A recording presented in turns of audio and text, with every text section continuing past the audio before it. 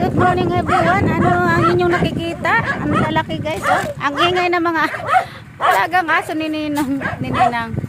Ayan, ang lalaki. So guys, binigyan na tayo ni Ninang ng ano. Hindi lang natin siya nakuha ng kanina. Iri na po yan, oh.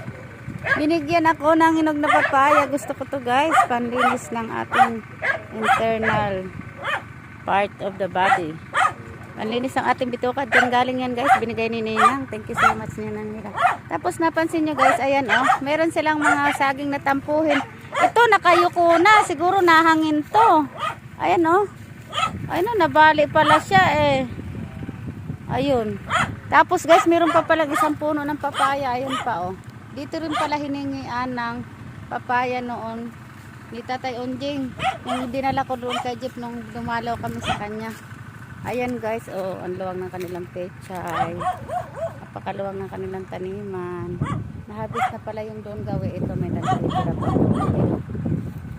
Ayun, may maliliit pang puno. Meron pa guys bagong puso dito. Oh, tampuhin din ata to. Oh, ayan.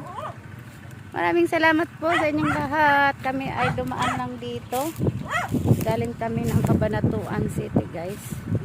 Dami nilang saging. Thank you sa papaya na ito. Ang sarap nito mga 2 more days pa guys. Hindi na ako makakain na. I love you. Thank you for watching. Follow for more. Diba?